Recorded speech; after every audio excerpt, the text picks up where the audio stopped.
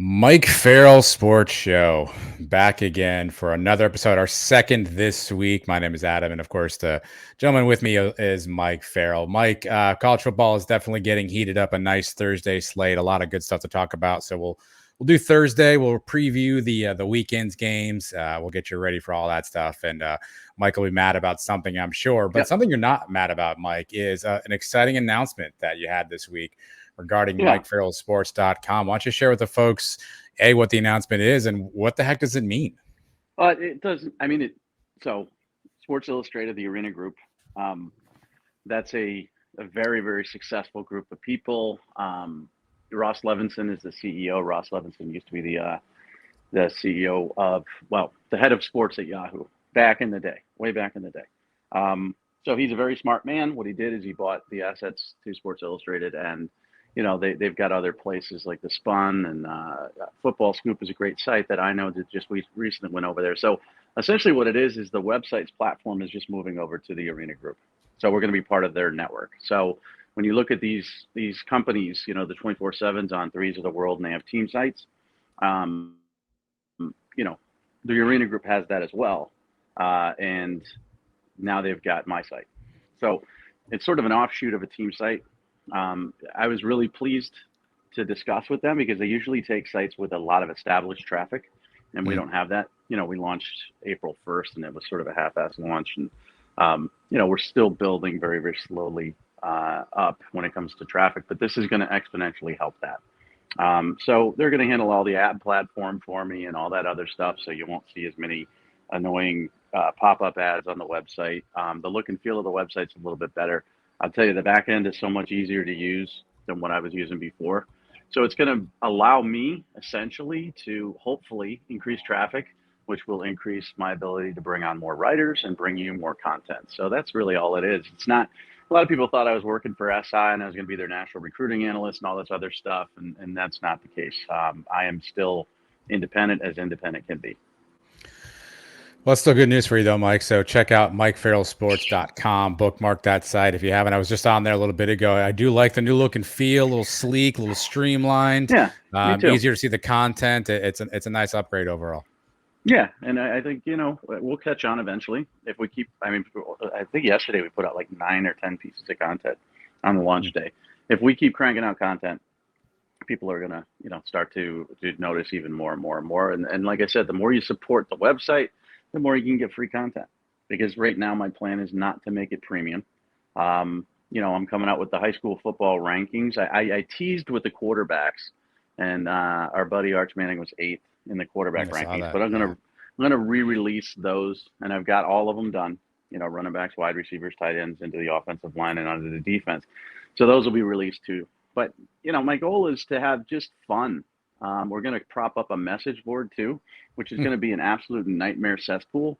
And I know that, because all those people where I used to work, we used to have something called the main board. You ever been on the main board? I have been on. I'm a member of a board at your previous company. Okay. So all of those degenerates are people that were essentially banned from the team sites. Yeah. They're like the most vile and most evil of, let's say the Clemson site or the Texas A&M site or the USC site or whatever. So those people gravitated to the main board, and it's mostly non-football discussion. Mm-hmm. And they're all waiting for me to pop up a message board. That's what they're waiting for. And when I do, they're going to be pretty pissed about it. And they're going to get down there and they're going to absolutely flood it. So the cool thing that's going to happen too is I'm out here at the clubhouse. So I try to get the lake, the pond in the view. Yeah, we can't see it. But you're probably going to hear some cool stuff around where I live. People jumping in the pool. Wow. Is that me or is that you? I'm not doing anything. I'm here. I'm here listening to you. I'm ready for you. Yeah, you're frozen on the video side, on the audio side. Loud and clear. Not me. No, I'm good. I'm good. I think you're back. Hello. Hi, Mike. How are you? Hello. Can you hear me? Hi, Mike. How are you? Hello. Can you hear me? Hello. Hello. Hello. And Mike's gone.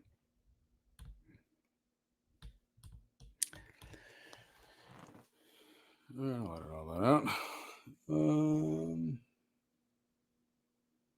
Shit, yeah.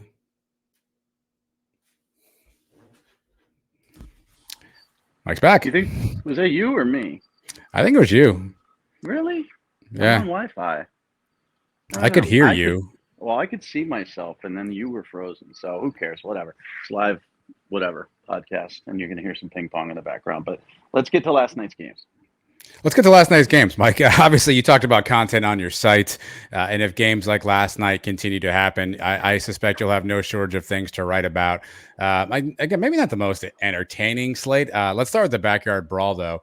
Pittsburgh, West Virginia, 11 years since they met, Mike. That's got to be a crime of humanity at some point. We got to figure out how to get teams who hate each other to play each other more often. Pittsburgh, West Virginia, though, Pitt wins 38-31 over the Fighting Neal Browns. Your overall thoughts on that one? That was a bit of a topsy-turvy, up-down kind of game. Great game. And this is the thing, there's going to be no other game this season that's more important to West Virginia or Pitt fans. I mean, Yes. Pitt doesn't sell out. That's a NFL stadium. If you see their attendance on average football games, it's very weak. But for that game, those teams being so close in proximity, such a rivalry, it was just such an amazing atmosphere, and you could tell the fans were off the hook. So we need more of that. We're going to see less of it, of course, with conference realignment. Unless West Virginia gets taken in by the ACC or something. But those people just decided to play ping pong for like 2 pongs and then got tired of it. Who does that? We have a ping pong table out here at the clubhouse, so maybe they saw I was doing something. They decided to leave and be polite. But here's the thing: Neal Brown, 4th and 1, 48. Yep. You got to go. You got to go for it. You can't punt. And he punted. They got the ball at the 8-yard line. They went 92 yards down. Sean Clifford looked, not Sean Clifford. Keaton Slovis looked very efficient.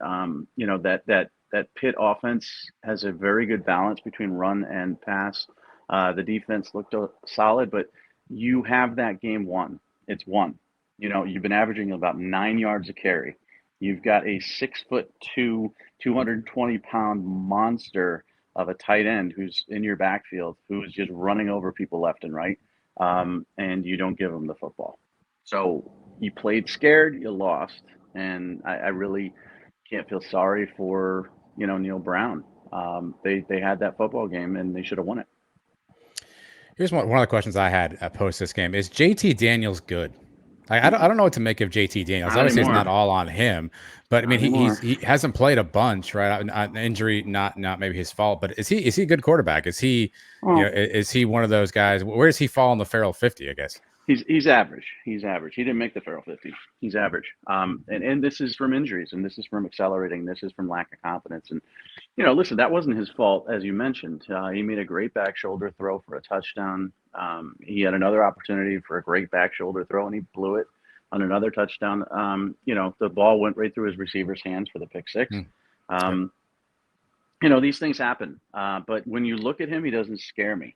And Slovis doesn't scare me either, but he's more of an efficient quarterback and he takes shots downfield. And I get a little bit more worried about him when it comes to a deep threat and an accurate downfield ball. JT Daniels used to be amazing. Him and Amon-Ra St. Brown out of high school, unstoppable. He threw one of the best long balls I've ever seen. Went to USC, did okay as a true freshman. But again, remember that acceleration. He should have been a senior in high school. And then, he got injured, lost his job, went to Georgia, injured. Just not the same guy. And it's kind of sad to see. So people, there were West Virginia fans that were saying, JT's going to be a first-round pick. No, his physical skills right now are middle of the draft at best. If Sam Howell's a 5th rounder, then JT Daniels is probably a 7th rounder or 6th rounder at best. I was impressed. He's got some weapons around him. CJ Donaldson at 125 yards rushing. Bryce Ford Wheaton, two touchdown catches, almost 100 yards. He's got some weapons there on the offensive side of the ball. It's interesting that, to your point, that is this all at the feet of Neal Brown? I mean, is that where we place this L? Is it all at his feet and his decision? I think you have to. They outplayed Pitt, in my opinion. Pitt made more mistakes. Again, it comes down to a bad coaching decision, which put your team in, you went from an opportunity to put the game away. You had your foot on their throat and you could have choked them, and you didn't do it. You gave them extra life. And then just, a lack of focus and concentration on one pass, tip drill, gone. It can all happen like that. None of that would have occurred had they gotten that first down. Now, there's nothing to say that they couldn't have got stuffed. Pitt has a very good defense, and their interior defensive line, I think, is very impressive. But the way they were running downhill with Donaldson, and the way it looked like that Pitt defense was on its heels a little bit and worn out, that's when you have to go and be aggressive. And, the pick six would have never happened had they done that. So you have to put it on Neal Brown. Narduzzi said he would have gone for it. Brown said he defends his choice of punting. In hindsight's 2020, but in 2 weeks already, we've seen Scott Frost with an idiotic onside kick up 28-17 being too aggressive. And the theory that Rick Neuheisel had on Full Ride this week was very intriguing to me as a former head football coach. He's like, Scott Frost had to give up his play calling to Mark Whipple, but that aggressive nature that any offensive play caller has got the best of him. And he decided that I'm not calling plays, but I can call an onside kick. And he did that, and it failed, and they ended up losing. And then you see Neal Brown doing the opposite, very, very, conservative play field position, and give them an opportunity to come back and win. So I think these coaches are just they're outsmarting themselves. I mean, for every, you have a numerical analytic for whether you go for two or not, right? You have a magic number, and it's a mathematical number, and you really never sway from that. There should be a mathematical number in somebody's head analytically that says, if you're up 11 and you've got all the momentum like Nebraska did, you don't go for an onside kick. And there should be a similar one that says, if it's worth the one and you're averaging about 8 yards a carry, and the team's, I wonder if it's me. It could be me. It can't be me. Well, no, it could be me. It's probably me. I'm sorry. Yeah. I'll just vamp because I know you're going to come back in. Right now you're I'm here. I know you I'm can here. hear me. But I think it really comes down to, you got to be smart, and you get percentages, and that was not the right way to play the percentages there. I don't know if you can hear me now, Mike. It certainly wasn't. Didn't work out in Neal Brown's favor by any stretch. But do you want to flip to the Pittsburgh side for a second and talk Pittsburgh? Oh, God. It's my fault. I know this is my fault. Yeah, Mike's here. It's a fantastic backdrop, by the way. I was going to ask Mike about Pitt and what his thoughts were on that team. Obviously, Keaton Slovis didn't, it's a sneaky, efficient 300-yard passing game, right? He went 16-24, 300 yards and a touchdown. Kind of a sneaky, efficient 300-yard passing game, which you don't hear very a lot of. Mike, 300 yards for Keaton Slovis. It seems like a quiet 300 yards, though. No, we lost you again, didn't we? I'm here. I'm here too. I'm moving inside. Enough. All right, Mike's going inside. Garbage. Yeah. I'm gonna get closer to the stupid Wi-Fi. So this is me moving. Okay. Hopefully somebody's out of this office. I love the people that use this office. They don't use it for anything work related. They just use it. Yeah. Right now there's a chess piece, a pair of glasses, and something else in here. But nobody's using it. Why would you leave that? So back to Neal Brown. Yes, it's his fault. Okay. I was mentioning while you were gone, let's not edit this, by the way. I think this whole video needs to stay as is. Keaton Slovis, 16-24, a quiet 300-yard passing game. You said he was efficient, but I looked at the stats, 300 yards and a touchdown. He played well enough, no? But it seems like a quiet 300 yards out of Keaton Slovis. Well, he had a couple of big plays downfield, and that's the key. A lot of people thought that would go away a little bit with Whipple gone. It clearly didn't. But this is a different Pitt offense.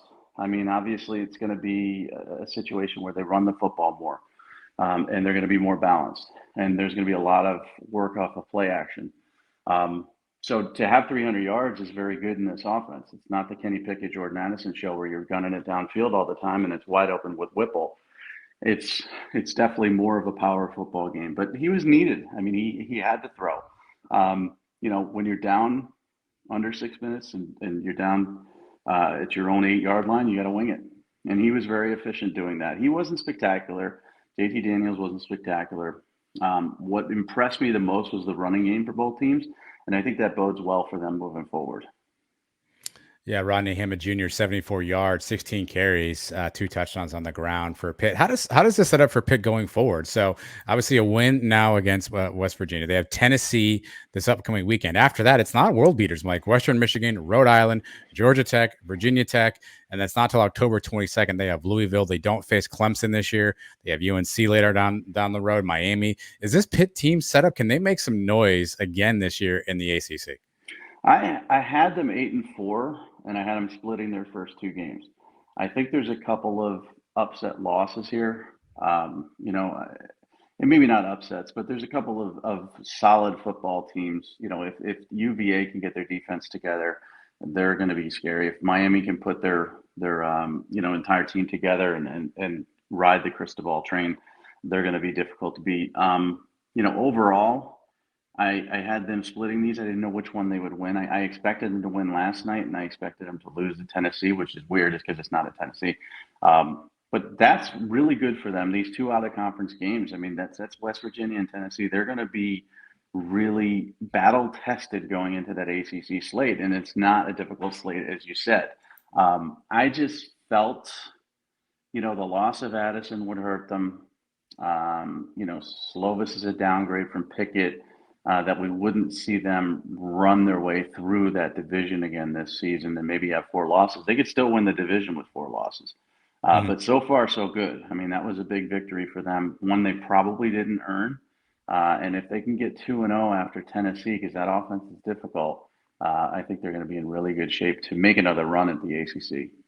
Yeah, Tennessee wins 59-10 against Ball State. No reason to talk about that one, Mike. But the other game, if this one didn't get you in the backyard brawl, Penn State opens on the road against Purdue. Again, Big Ten matchup. Penn State comes out on top, 35-31. This is another one that snatching defeat from the jaws of victory in some respects. What were your key takeaways between the Lions and the Boilermakers? Well, let's give James Franklin some credit, because everybody loves to tear down coaches, and I do it quite often. And when Sean Clifford threw that horrible puke 6, it was a bad pass, and it was like Cliffording again. They're 11-11, I believe, in his last 22 games, and Will Levis transferred out, and he's obviously a much better talent than Clifford. And a lot of people are critical of James Franklin's loyalty to Sean Clifford, but let's congratulate him on that, because I even tweeted out, "Where's Drew Alar?" after that pick, because I thought it was just going to be another situation. And the guy's he's played, seems like 17 years in college football. And he is 24 years old. Yeah, and he's only had 2 fourth-quarter comebacks, so he's 2 years older than Trey Lance, just FYI. So I didn't have a lot of confidence. And then he puts together a tremendous 80-yard drive, and they go down. They score with under a minute left. He was extremely efficient there. My takeaway is James Franklin showing confidence in Sean Clifford, and that hopefully for Sean Clifford, this is a game that takes his confidence and his abilities to the next level. He doesn't have a great arm. Gus Johnson said he had nifty feet. He doesn't really have nifty feet. Gus Johnson also said it was the best drive he's ever seen in his life, which I love Gus Johnson. He's a national treasure, but I don't know what he's smoking. Whatever it is, I want some of it. But he was very, very ecstatic about Sean Clifford's abilities. And I've said this many times. I've talked to scouts last year. When they were evaluating Jahan Dotson, they had to take the quarterback out. And what that means is Jahan Dotson graded out as a 2nd or 3rd rounder when you just look at the film. And then you take the quarterback out, which is the weak arm, the inconsistent accuracy, not putting the ball where it should be. Jahan Dotson suddenly turned into a 1st rounder. Sean Clifford is not a great quarterback, but James Franklin stuck with him, and that loyalty paid off. And this game was important. I mean, as much as Scott Frost needed the Northwestern win, You know, Franklin doesn't need this to save his job, but I'll tell you what, they're 0-1 and Clifford, craps down his leg in that fourth quarter. Penn State fans are going to be pissed, really, really pissed off, and calling for their coach to make some serious moves in every direction, especially at quarterback, because that would dip Clifford to 11-12. And this is in the last 2 years. So in the last 2 years, Penn State's 11-11 overall. They had the COVID year. They've 0-4, then won their last 5. Last year was a crappy year. Not good for a coach that keeps getting raises. If he lost that game, there are going to be some problems. What do you make of this offense overall, though? As a team combined, less than 100 yards rushing. Obviously, you mentioned Clifford's not going to light it up. I mean, he threw for 4 scores. But can this offense sustain this schedule that still has Auburn, Michigan, Ohio State, Michigan State on it? Can this offense hold up? I mean, are they going to be able to cobble together 35 points a game going forward? No, probably not. I mean, I had them finishing either third or fourth in their own division. Ohio State is going to win that division. Michigan's schedule sets up very well for them to finish second. And then it's Michigan State versus Penn State for fourth and third. And that's not great. You don't want to finish third or fourth in your own division. And that's what they're going to do. The offense isn't impressive. And a great point was made last night about Nick Singleton, the true freshman. They're playing shotgun, and they're using a lot of inside handoffs, and that's their form of play action when you're talking about shotgun football.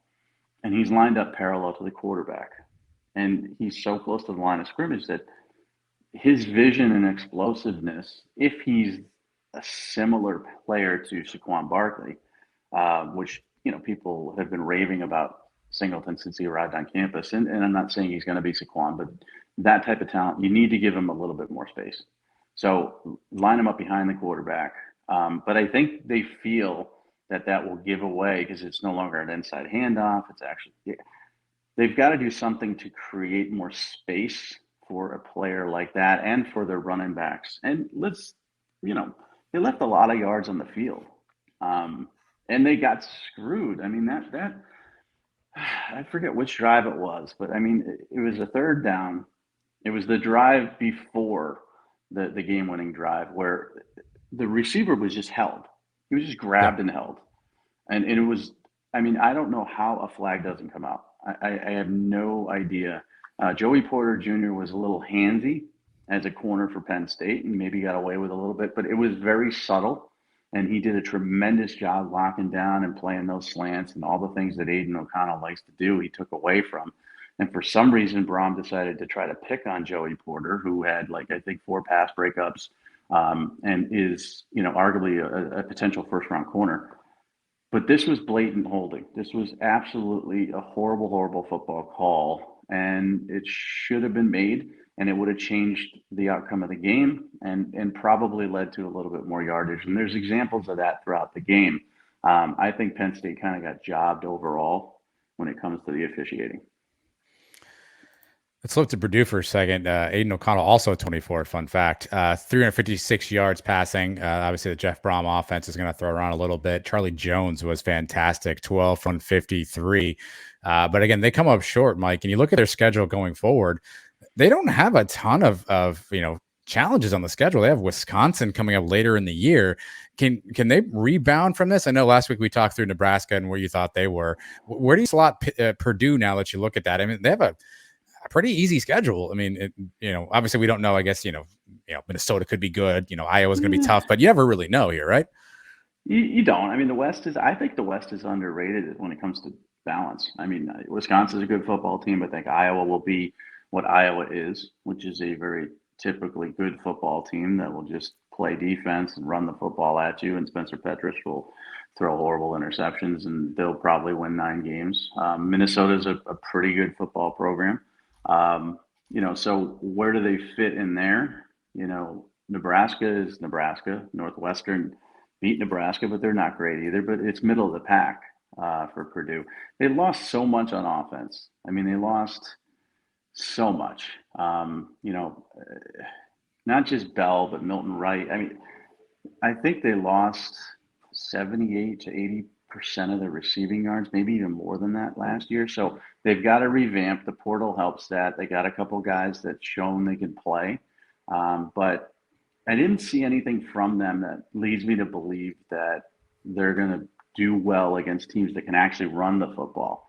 Iowa and Wisconsin could run the football. Penn State wasn't able to, but I think that was more Penn State than it was Purdue. So I have Purdue finishing right around 500. And then it's going to be interesting because remember, Braum was a hot commodity a few years ago, involved with the Tennessee job, all this other stuff. Then it's going to be interesting. Do they decide to continue forward with him, which I think they should, or do they make a change if they do go 6-6? Well, I was going to ask you. I mean, he's only got 2 winning seasons in his 5 years there, right? So times last year, obviously they were 9-4. His first year they were 7-6.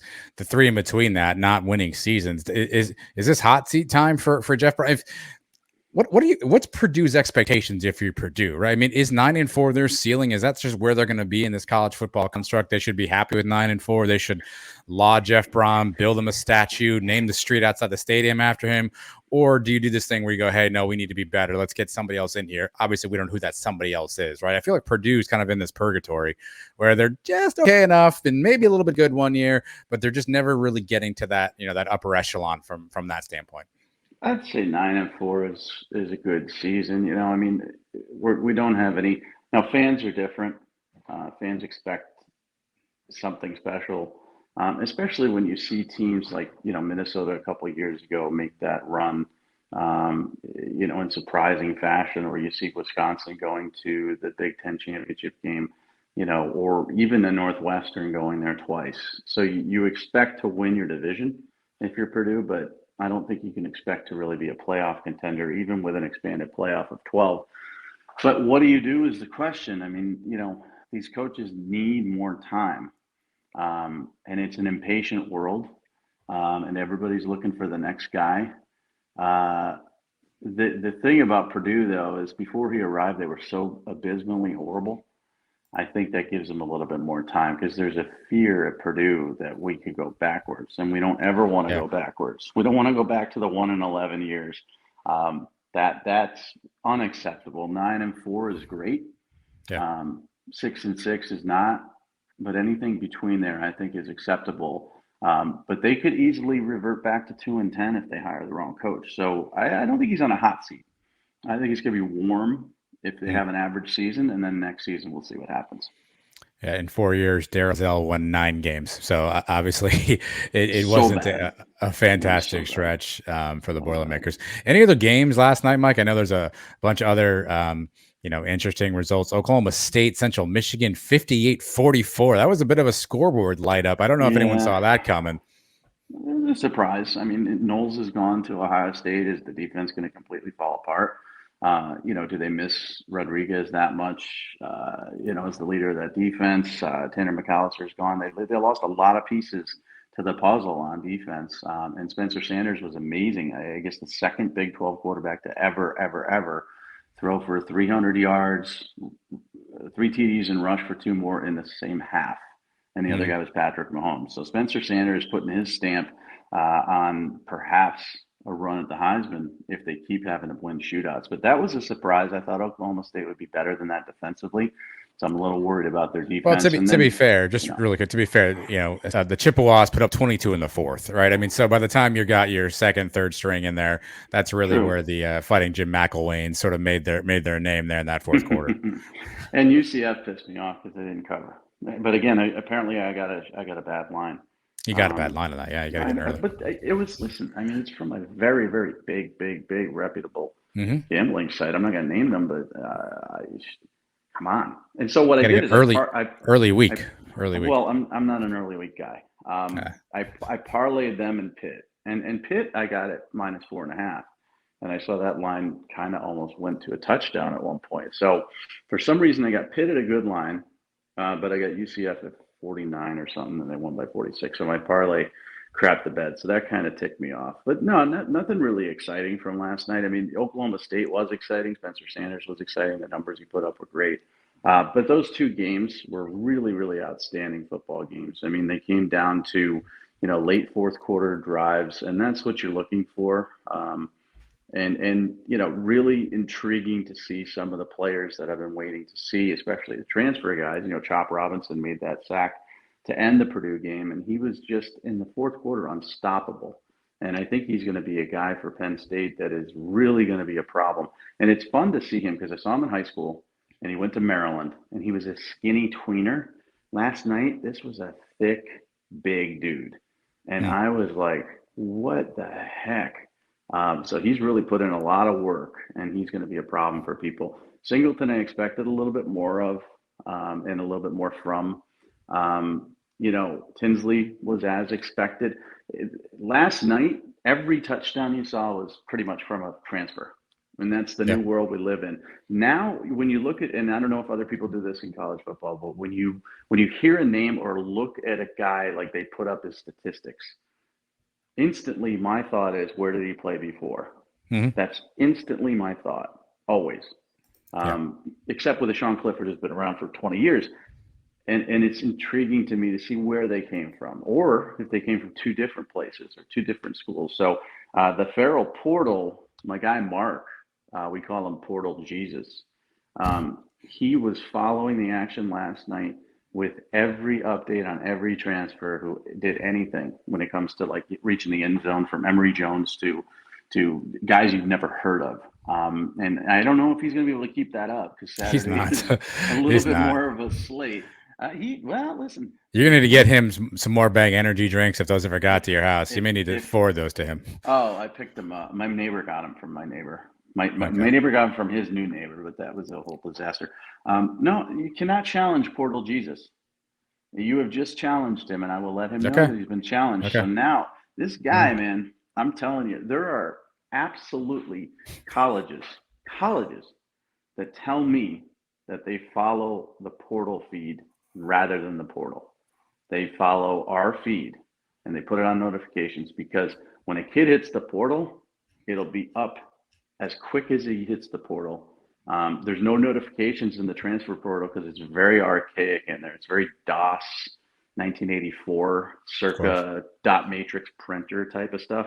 No notifications in there, and we have them. So I'm telling you, Portal Jesus last night was fun to watch, but now he's been challenged, and he's got a slate of like 60 games to deal with on Saturday. He does, yeah. Good luck, Portal Jesus, but he could do it. Well, you and I are talking. This is Friday afternoon whenever you're listening to this, Mike. So I'm going to let you have an opportunity to be a little crystal ball. Friday night slate. If I only have one game I can watch tonight, let's say I only got one TV available to me, I only got one clicker, and I got to bury the thing after I put on this game. What game should I watch on Friday night? Do you have any? You got Illinois, Indiana. You got TCU, Colorado. Temple, Duke. Like, where should I put my TV remote tonight? Yeah, Michigan State is the only top 25 team I think playing tonight. Yeah, Western Michigan.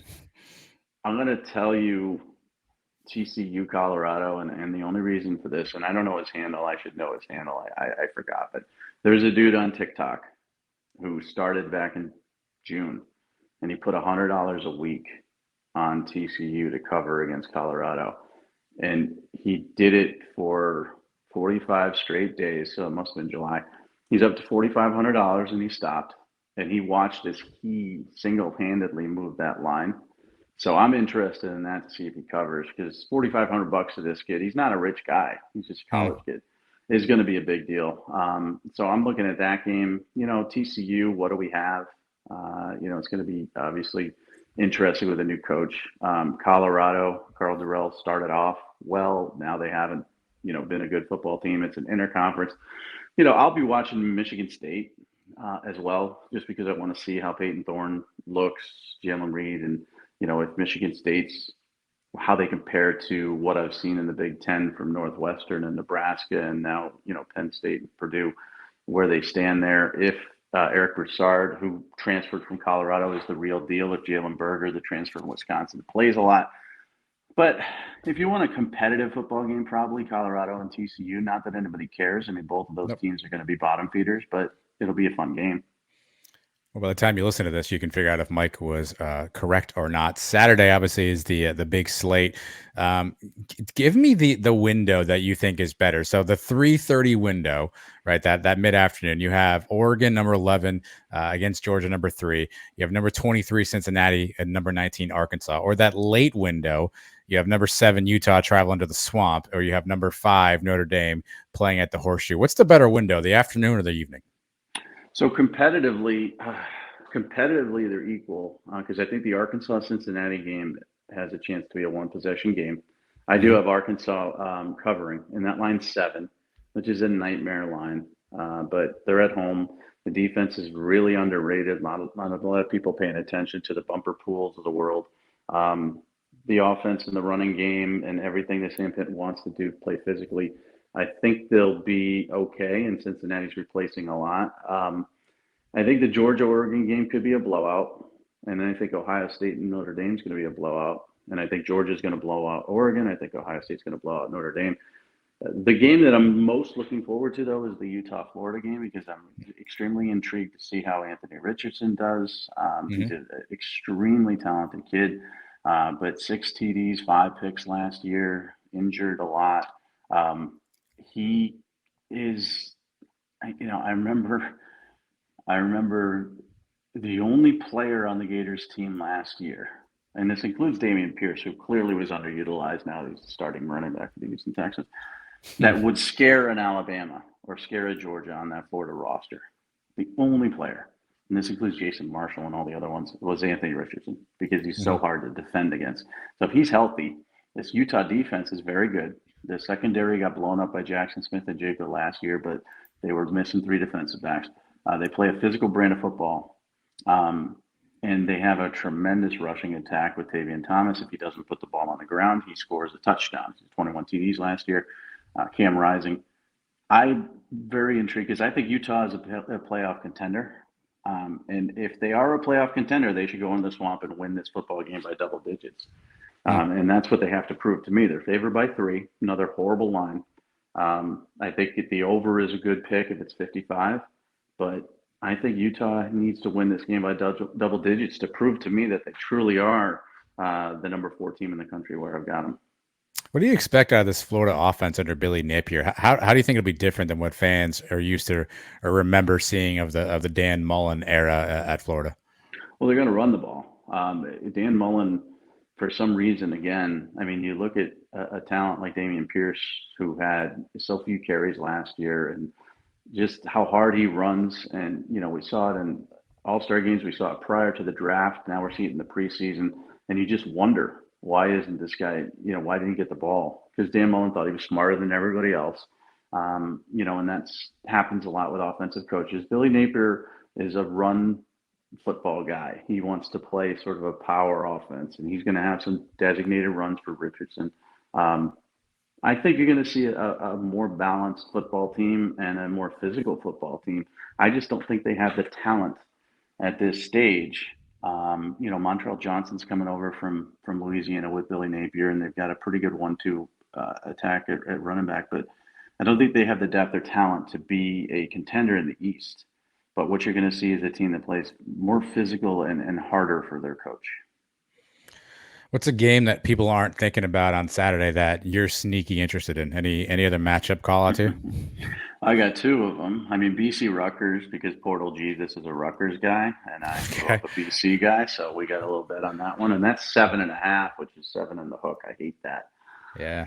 I'm really, really, really looking forward to seeing Texas, and I know they're playing Louisiana Monroe. And I'm also looking forward to see USC, and I know they're playing Rice. But I'm intrigued by these new offenses. I'm intrigued by Quinn Ewers and Caleb Williams and to see what Bijan Robinson does, Xavier Worthy. Both of those games should be blowouts. I think USC might not cover. I think they win by 20. And I think Texas will probably win by maybe 30 or 40. But I'm intrigued by those games. They're not competitive football games. Don't get me wrong. But I want to see how good these quarterbacks look. And Spencer Rattler, you can throw in there as well. They're playing an awful football team as well. Georgia State, not awful. But those kind of intrigue me. And And then LSU Florida State Sunday night. That's interesting. It's in New Orleans, so it's technically, not a home game, but it is. Brian Kelly hasn't named a starter yet. What are we going to see? Is this Florida State team, they beat Duquesne. Are they for real? Are they confident? They've got talented running backs, quarterbacks developing. And how good will LSU be with all these new names, especially on defense? They had to revamp their entire secondary. Is Keishawn Boutte gonna have his breakout year and stay healthy? There's so many question marks there. So that's the one I'm pointing to on Sunday. Which of those three fan bases, USC, Texas, LSU, most likely to go off the rails if things don't go perfect for their team this week? I'm not going to choose LSU. I don't think there's been as much hype around LSU. Obviously they're spoiled from 2019, but I think USC. I mean, no, it's Texas. Texas by far. I mean, those fans will lose their minds if they don't impress. Sark is on the hot seat. We know this. People say it's warm. I think it's hot.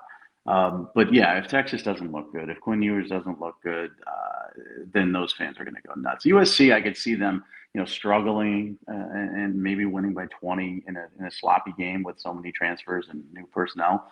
But people will still say Lincoln's going to take us to the promised land. We're still going to win a playoff. If Texas struggles, and they're not going to lose, but if they struggle, that fan base is going to lose their minds. What's got you pissed off, Mike? Obviously, each week there's always something that gets under your skin. We last, I think, spoke on Monday. So you've had 4 days. You're pissed off about the UCF cover. You're pissed off about a couple of lines here in some games. Pissed off about a random chess piece in your office there. What else has got you a little pissed off about? I mean, what the? Okay. So this office was closed. There's a chess piece sitting here on the office table. That was the chess piece for those. Prop glasses. What the heck is that? This is brass prop glasses. And there's some mat here. So somebody was using this, I don't know for what. I mean, how do these three things go together? A mat and these other two things. And then they That's a great game. Somebody find Mike on social media and tell him how those three things go together: a chess piece, fake glasses, and a mat. I'm interested. And they left the door closed, which means it's being used. So somebody left this room with this crap here and closed the door. So when I walk by, I'm like, oh, they must be using it for something. No, it's the same. I just walked in. Nobody here. You don't leave this in disarray. That kind of pisses me off because we lost connection twice when I was outside by the pond. Yeah. And this is a really important podcast for some people. I mean, this is a lifesaver for some people. It gets them through their difficult days. So that pisses me off that you could take the mental health of my fans into account with just your selfishness. I don't know what else pisses me off. I'm not pissed because Thursday night games were amazing. Saturday's slate is a really, really good week 1 slate. Just nothing pisses me off except for like human beings. That's it. So you update to a previous story. You got your Bang energy drink then, it sounds like. Okay. So, yeah, but my neighbor drank 12 of them. So I ordered 2 cases. And 2 cases is 12 for some reason with Bang energy drink. He drank 12 as a finder's fee for going next door and getting it from his new neighbor. Wow. Okay. Yeah, 12. I'm like, so it's never happened again. I'm never having it shipped there. Vitamin Shop, you were not helpful whatsoever. I didn't change my address. I know that's my fault. I know it was shipped, but you were rude, and I'm never going to buy anything from you again, even though they do have good deals on Bang energy drink. Oh, I'm excited about this, not pissed. Can we change Mike is pissed off to Mike is excited? Sure. Yeah, give me a second. Presto change. Yeah. Well, because I don't want to talk about this and have it say and that graphic on the screen. No, that's fair. That's bad production on my part. Yeah, go ahead. So check this out, right? Not only the Sports Illustrated deal, and that was months in the works, and that's going to help the site and traffic and all this other stuff. But the show that I do on Saturday mornings for betting pros and fantasy pros already has a sponsor. We did 1 show, and it was 60 minutes, but we went a little long, me and Thor Nystrom. We got DraftKings. DraftKings is already sponsoring us. I mean, we're talking major sponsorship, title sponsorship 1 week into the show. The show didn't exist last year. This was a show. He was at NBC Sports Edge. I was elsewhere. we got together when he got his new gig. He wanted to do the podcast with me. We put out one, and now we've got a major title sponsor, DraftKings. Wow. So it's all coming together. The master plan is all coming together. You know who you are. I'm coming for you, all of you. Oh. Yeah. And I'm excited about it. I'm excited about that because, I mean, that's just cool. It's fun. I'm writing about gambling. I'm talking about gambling. I love gambling. And now I've got a major sponsor. And that's just the first. I mean, we're going to have multiple sponsors for this show. It's going to turn into a massive college game day type of thing where me and Thor are on location every Saturday moving forward. It's just the tip of the iceberg. What I heard from that though is that we've done like 9 shows that have no sponsor. Thor did one and he has a sponsor, so we got to step our game up here for the mic. Well, if you wear those during the show, that actually may help. I mean, so here's the thing: like, there's an optometrist out there that has to want to get involved when they see that mic. They have advertised sales people. You know, It's funny because I worked for the same company for 24 years, and I've heard never once, ever did anything I was able to do have a sponsor, ever, not once. I worked for this company for a week, and we've already got sponsorships coming in. So you could put two and two together. Maybe they're amazing at their job. Maybe some people aren't amazing at their job. But I tell you, if we had a salesperson, you know, we would sell this. I mean, it's a sell. Yeah. You know, we just don't have a salesperson. I can't sell anything. I'm horrible. We also have like 2 minutes of you walking around the clubhouse, which is fantastic for the audience, and then we had 2 outages, and we've got classes, and you know, I've got to I have to take a pee, so we've got to cut this short because I'm old, and you know, I have to pee, and so I mean, all of this stuff is great for sponsors. So it sounds like bladder incontinence also a potential sponsor option for the show. Diapers, right? That type of stuff. If you're out there, you're skewing older though, because you got glasses that look like the Cadillac rims, and you may need adult diapers. So we're skewing to a little bit of an older audience. Those are pretty sturdy. Wow, I just saw you try to break those. No, this is bronze, dude. This is like I could kill somebody with this. I don't even know what this is. This is like it's a prop for the bookcase. Who would take this out and play with this? And one chess piece. There's a whole chess set. One. So, anyways, we're skewing older. So, erectile dysfunction companies. What else? Well, I'm just saying, what else do you see on the Golf Channel? Memory pills. Is Brett Favre got some of those sleeves he wears? Pains. What's the thing? Yeah, aches and pains. Copper Fit, I think it is, right? He's got those. Yeah. So we're saying, let's shoot a promo of you at your computer typing. All of a sudden you go, shoulder pain, right? Brett Favre comes in, puts one of those things on you, and then you just start banging out another article right there. And then I pee myself. Right? Double dip. I mean, you don't have to, but if you really want to go all in, I think that's the only way to do that. I won't even get into the boner pills or anything like that. Yeah. We'll just stop right there. We'll stop with the aches and pains and then the peeing myself, and we won't get into the boner pills and all that. But I think we could sell some stuff. Okay. I'll make a few phone calls after we wrap here. We'll get some testimonials. But again, if you're listening to us, thanks for doing that. Mike's YouTube channel subscribers are going up, which is a great thing, I think. Here's the thing I know about Mike. I don't know Mike well. Here's the thing I know about Mike. If you are going to be willing to consume his content, he will make as much of it as you want. So if you can get to that YouTube channel, hit the subscribe button. I have a feeling Mike will put more and more stuff up there if he knows that you're into it. So do Uncle Mike a little favor. Right. Because Uncle Mike a favor. We grew about 100 subscribers over the last week. And what are we doing now? Now we're doing 2, right? And I reached out to you today and I said, could you do one today? Normally I wouldn't. And sometimes I go 2 weeks without. But once I see those numbers go up, then I get more motivated, and that's all. Boner pills, yeah. So if you want to subscribe to that channel, I have a feeling that might inspire Mike to do more stuff. Again, big things happening at MikeFarrellSports.com. Awesome news this week on the revamped site. A lot of good things happening. If you're listening on the Believe Podcast Network, hit that subscribe button in your player. Anytime Mike gets the whim to do one of these, it'll show right up in your feed. Make sure you enjoy the game this weekend, friends. We only get a few weeks a year of this stuff, so cherish these times, people. Cherish these times, and don't forget, Mike, where can they find you and Thor on Saturday mornings, Mike? I'm going to put out so follow my Twitter, Farrell Sports on Twitter. I'm going to put out the link to YouTube. So it'll be a direct link. You're just going to click on it and get there. But it's Betting Pros in Fantasy Pros. So you can find their feeds, Betting Pros especially. That's where we'll be located. So just go to YouTube, type in Betting Pros. You'll find their feed. Subscribe to that, and you'll find me on Saturdays. And eventually, I mean, it's going to be more than just Saturdays. I mean, we'll probably do one on Wednesday heading into Thursdays if there's big games down the road. Once we get an additional sponsor, once people see DraftKings, then everybody's going to want to get in. A lot of great stuff happening around here. I got some sales calls to make. Everybody enjoy the football this weekend. Mike's got to pee.